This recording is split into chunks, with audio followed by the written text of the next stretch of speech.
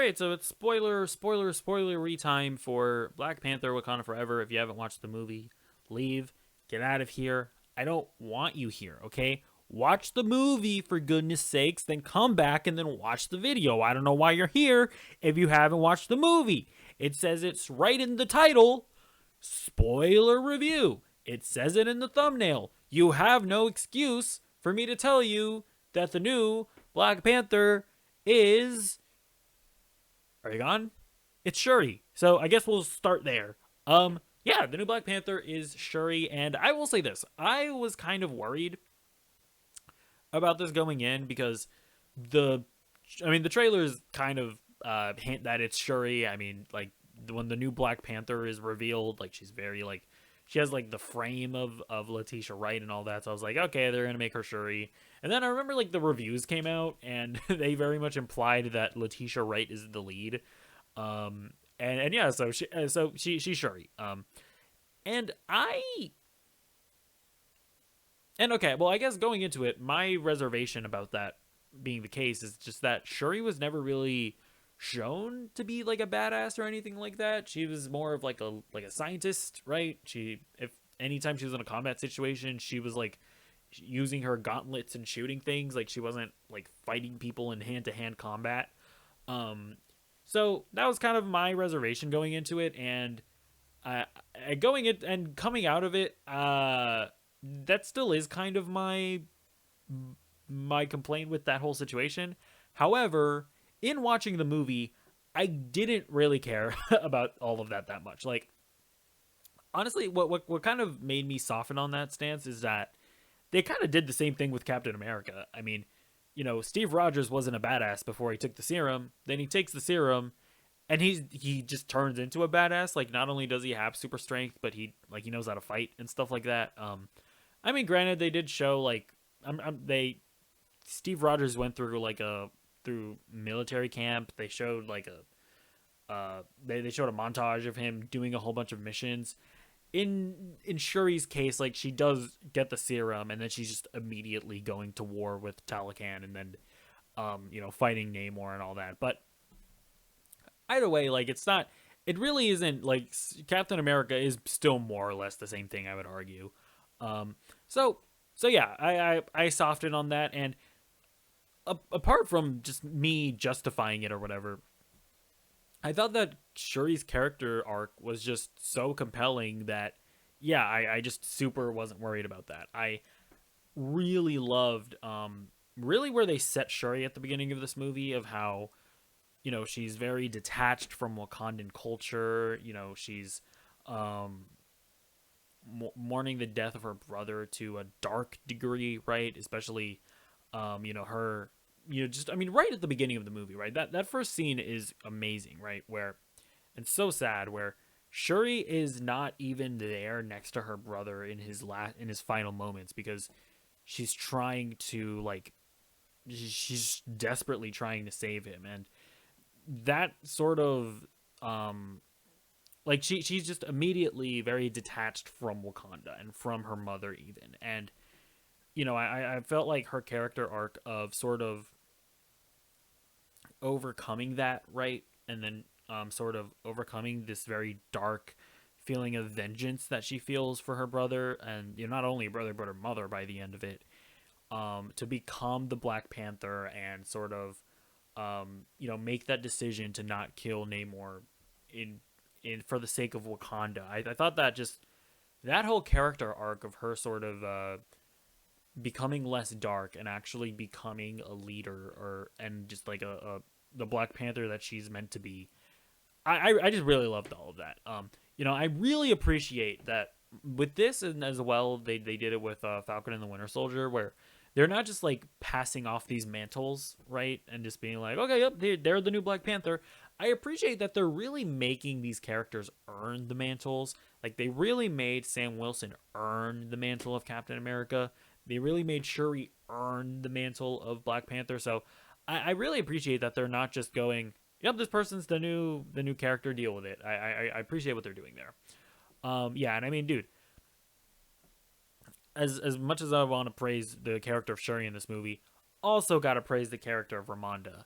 Angela Bassett kills it in this movie. I mean, it's like it feels like the first half of this movie is almost a an Angela Bassett or a Ramonda. It's like a Ramonda movie, and that's her name, right? Ramonda. I hope it.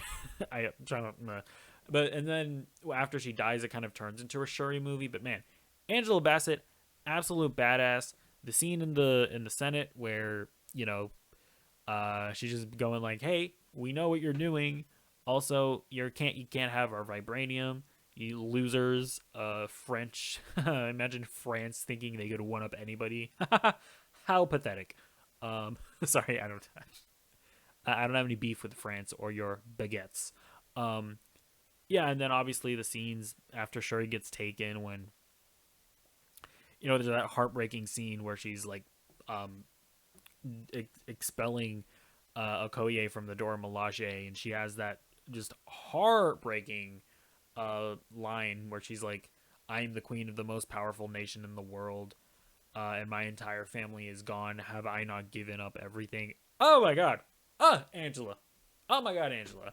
And honestly, even the more subtle stuff, like when she's talking to Shuri and like she's just like desperately trying to reach her daughter because she knows that her daughter is in an incredibly dark place, and just that feeling of sadness because she's kind of like losing her daughter almost. It's she like I'm not gonna lie, I thought it was pretty ridiculous that the first Black Panther movie was nominated for Best Picture.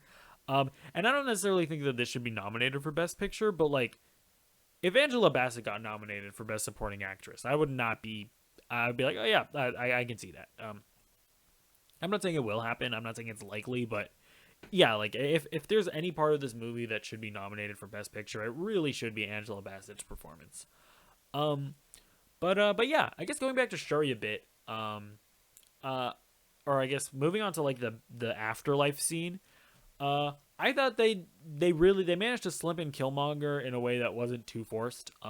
Because we've all been kind of suspecting that Killmonger was going to show up in this movie somehow, because the director Ryan Coogler, Michael B. Jordan is in all of his movies, so we were kind of expecting to see him, and I really like the way they brought him in because right after the death of Ramonda, basically Shuri's heart and her motivations are purely vengeance, and I really like that. Yeah, like much like Killmonger, he wasn't coming here to be the king of Wakanda like for the sake of Wakanda. Well, it kind of was, but really it was because of his anger, right, for the rest of the world, right? And I really like that parallel between him and Shuri, because Shuri at that point, her motivations for wanting to become the Black Panther and for taking the heart-shaped herb wasn't really for the sake of Wakanda. It was because of she wanted to get vengeance on for her mother and kill Namor. So I really liked how I really liked the that excuse, right? Or not excuse, but that reasoning for actually it making sense to bring in Killmonger. And also to not have to worry about how exactly do you show Shuri going into the afterlife and maybe meeting her father but not meeting T'Challa. I would not have liked it if they had done a weird CGI Chadwick Boseman. I would not have I would not have appreciated that. So yeah, really enjoyed that. And yeah, then let's talk about Namor. Hey, we're represented now. We have our thing. Yeah, I don't remember the word that they said, but we're represented. They made us the bad guys, but us Mexicans, we got to take what we can get. No, I thought Namor was a great villain. I thought I really enjoyed his motivations, like kind of the polar opposite of Shuri, right? As when after the Queen dies, Namor's motivations are purely for the sake of Talocan. Like, yes, does he do bad things in order to like keep Talocan safe? Of course he does. But the best villains are always the ones that believe themselves to be the hero of their own stories, if that makes any sense. And yeah, so I thought Namor was really good. Um, really interesting that he calls himself a mutant. Now, I don't know exactly what they're doing with that because mutants are aren't they like they're mutants because of an evolution, just a natural evolution in the human race, and that because they have like the X gene or something. Like, because Namor, they established Namor to have been made because his mom drank like magic juice and gave him superpowers, and I'm like, that's not that's not a mutation. That's just like genetic altering. Like, there's nothing different from Captain America, and Captain America is not a mutant. So I thought that was weird. I don't quite understand what they're going with for by calling Namor a mutant, because I like, it would have made more sense for them to just be like, nope, he just is he just is a super powered being. He no, we not not nothing is going on there in regards to him or his mom having take drank like the special juice. He just is a super powered being. Like, that would have made sense for them to call him a mutant. Um, yeah, I honestly, I go watch the new Rockstars video whenever it inevitably comes out. Um, but yeah, Namor's great. Really like Talocan. Yeah. Obviously, when I first saw them in the trailer, I was like, "Oh, you guys are dollar store Avatar people, Navi."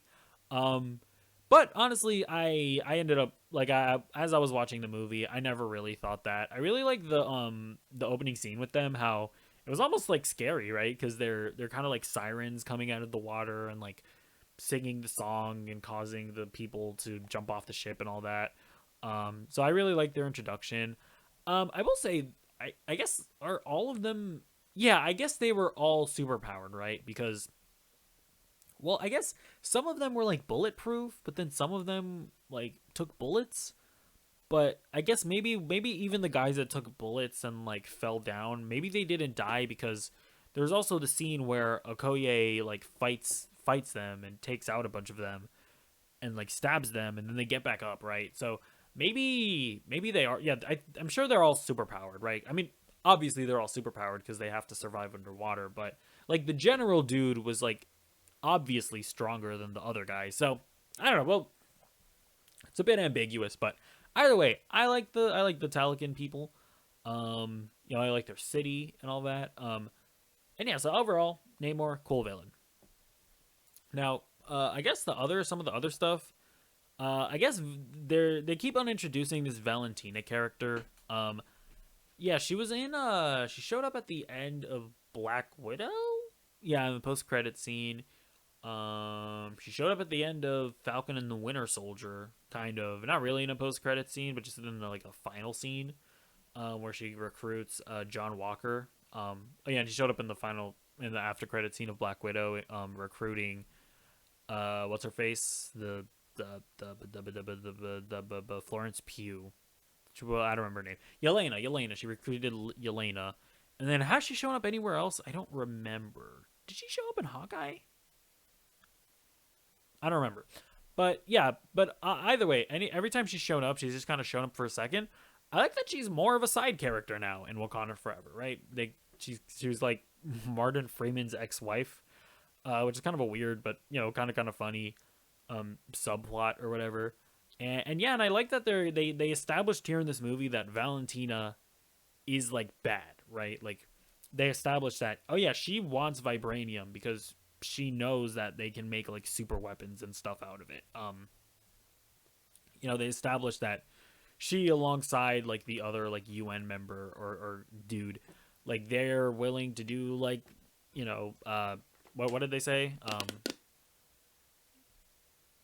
Like they're willing to take like offensive action against Wakanda and stuff like that.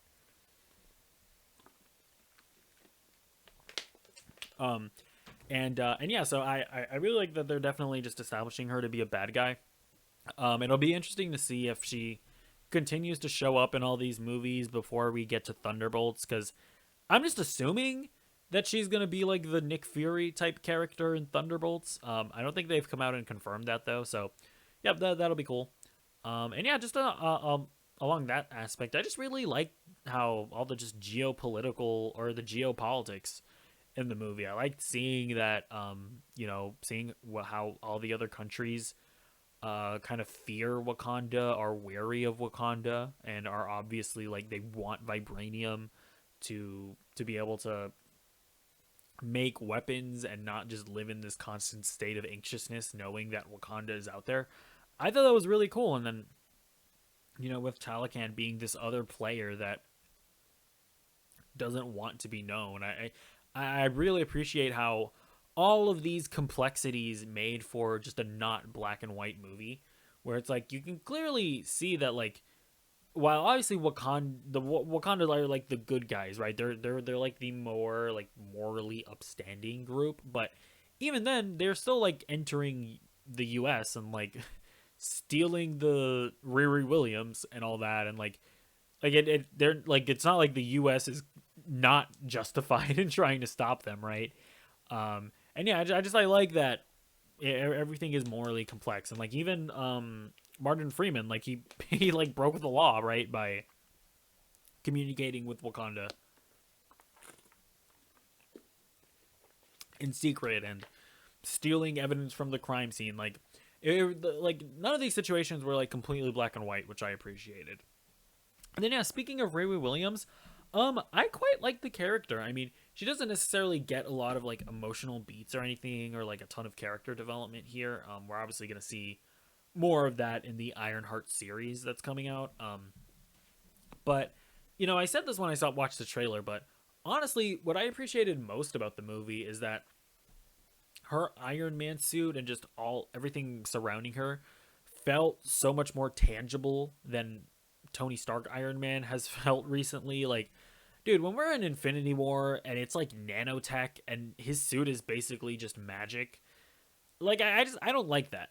I really appreciated that in this movie we like see her building a physical suit. She's like hammering it out, very much like Tony Stark in the first Iron Man movie when he's in a cave in with a box of scraps, like hammering an Iron Man suit out. I really enjoyed seeing that here with Riri Williams. And I thought the suit was cool, but also the character was definitely a lot of fun. She kind of does provide a lot more of the comedic relief. I've seen some people say that she kind of like overtakes the movie with humor. But I never really felt that way. I didn't feel like her humor ever detracted from the more serious beats of the movie. But yeah, overall, I enjoyed her. I mean, obviously, like considering what I do here on this channel, I was obviously gonna watch the Ironheart series anyway. But yeah, I mean, definitely more eager for that series now, because I do quite enjoy the character. But yeah, I think those are really all the big like spoilery stuff to talk about. Oh wait, what am I saying? Then there's also like the post credit scene and stuff, where they reveal that Nakia, has a T'Challa as a son.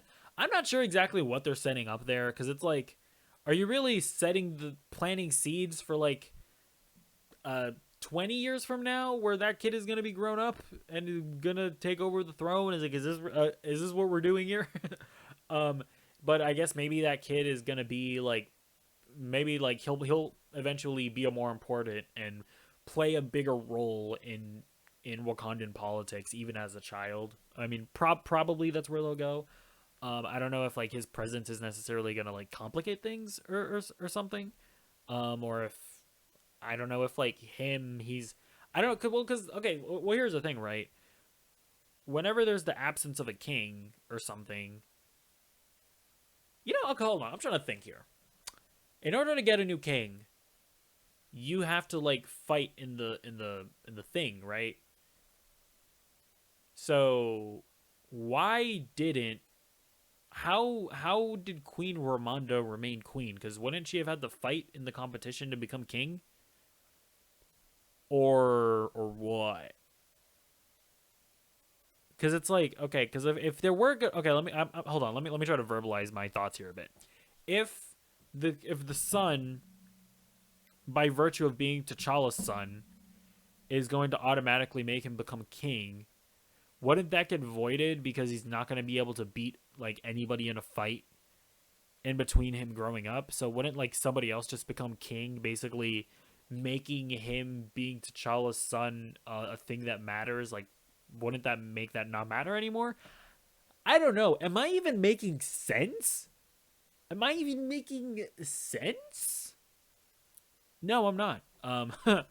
But yeah, obviously, I mean, either way, emotional scene. Obviously, seeing Shuri know, or like seeing Shuri realize that there is still like a part of T'Challa that's still around. It was very emotional, and all that. So yeah, but yeah, so that was obviously cute. We'll see what they're teasing with that. I'm not really sure.